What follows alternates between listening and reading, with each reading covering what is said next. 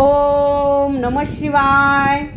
या वर्षी श्रावण महिन्याच्या पहिल्याच सोमवारी नागपंचमी आलेली आहे। म्हणजेच 21 ऑगस्टला सोमवारी नागपंचमी आहे। नागपंचमी म्हणजे नागदेवांचे पूजन करण्याचा दिवस। महादेवांनी आपल्या गळ्यातील दागिना म्हणून नागदेवांना स्थान दिले आहे। नागपंचमीला नागदेवांचे पूजन केल्यास कालसर्पदोष, सर्पदोष, नागबली यापासून आपली सुटका होते। या दिवशी नागांचे पूजन केल्यास आपल्या घरातील हे दोष तर निघून जातातच, शिवाय महादेवांची कृपाही आपल्यावर होते। आणि या वर्षी नागपंचमीचा सण श्रावणात पहिल्याच सोमवारी येत आहे। असा संयोग खूप वर्षानंतर घडून येतो। जर महादेवांबरोबरच आपल्याला नागदेवांचीही कृपा मिळवायची असेल तर शिवलिंगाबरोबरच नागाच्या प्रतिमेचे किंवा फोटोचेही पूजन जरूर करावे।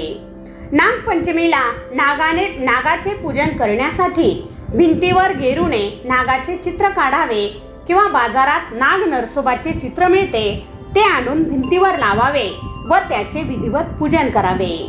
काही स्त्रिया गव्हाच्या पिठाचीही नागाची प्रतिमा तयार करतात आणि त्याचे पूजन करतात। पूजन करताना हळद, कुंकू, फुले आणि अक्षता घेऊन यथासांग पूजन करावे। एका वाटीत दूध आणि एका वाटीत लाह्या घेऊन त्यांचा नैवेद्य दाखवावा। पंचमी तिथी सकाळपासून ते संध्याकाळपर्यंत असल्याने दिवसभरात कोणत्याही वेळी आपण नागदेवांचे पूजन करू शकता। नागदेवांना पांढरी फुले व पांढरी मिठाई अतिप्रिय आहे, म्हणून पूजेत पांढरी फुले वापरावीत आणि पांढरी मिठाई नैवेद्याला ठेवावी। आपल्या सर्वांना हे माहीतच आहे की भगवान विष्णू हे शेष नागावर शयन करतात। महादेवांनी नागाला गळ्यात स्थान दिले आहे।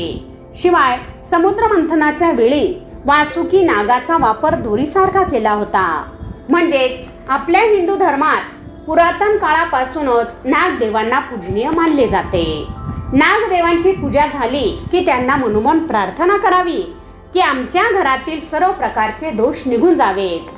अशी मान्यता आहे की नागपंचमीला जमिनीचे खोदकाम करू नये, तव्यावर काही बनवू नये, तळलेल्या वस्तू खाऊ नये। या दिवशी ग्रामीण भागात झोके बांधले जातात आणि भगवंतांची गीते गाऊन झोके खेळले जातात। तसेच खीर व कानवल्यांचा नैवेद्य दाखविला जातो। लहान लहान मुली साड्या नेसून वारुळात दूध टाकायला जातात। ग्रामीण भागात नागपंचमीचा उत्साह जास्त जाणवतो। नागपंचमीला नागाचे पूजन करण्याच्या सणाची सुरुवात परीक्षित राजाने केली होती। एकदा राजा परीक्षित शिकारीसाठी जंगलात गेले होते। त्यांना खूप तहान लागली म्हणून ते एका ऋषींच्या आश्रमाजवळ गेले। तेथे एक ऋषी ध्यान करीत बसले होते। परीक्षित राजाने त्यांच्याकडे पाणी मागितले, परंतु ऋषींकडून कोणताही प्रतिसाद न मिळाल्यामुळे त्या राजाने मेलेला साप त्या ऋषींच्या अंगावर फेकला। हे पाहून त्या ऋषींच्या मुलाला खूप राग आला आणि त्याने राजा परीक्षिताला शाप दिला की आजपासून 7व्या दिवशी तक्षक नावाचा साप येऊन तुला चावेल व त्यातच तुझा मृत्यू होईल। त्याप्रमाणे 7व्या दिवशी तक्षक नाग आला। परंतु जेव्हा हे राजा परीक्षिताचा मुलगा जन्मेजयाला समजले तेव्हा त्याने सर्पनाश यज्ञास प्रारंभ केला व त्यात सर्व नाग येऊन भस्म होऊ लागले। हे पाहून नागदेवांना खूप भीती वाटली।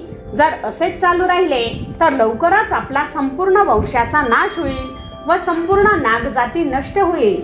म्हणून त्यांनी आस्तिक ऋषींकडे जाऊन प्रार्थना केली। मग आस्तिक ऋषींनी परीक्षित राजाचा मुलगा जन्मेजयाकडे गेले व त्याची समजूत काढून तो यज्ञ बंद करण्यास सांगितले आणि संपूर्ण नागजातीचे संरक्षण केले। आणि त्या दिवसापासूनच नागदेवांचे पूजन करण्यास सुरुवात झाली। मित्रांनो, व्हिडिओ तर तुम्हाला नक्कीच आवडला असेल।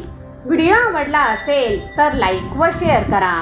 तसेच अशाच प्रकारचे नवनवीन व्हिडिओ पाहण्यासाठी आमच्या मराठी टिप्स या यूट्यूब चॅनलला सबस्क्राईब जरूर करा। धन्यवाद।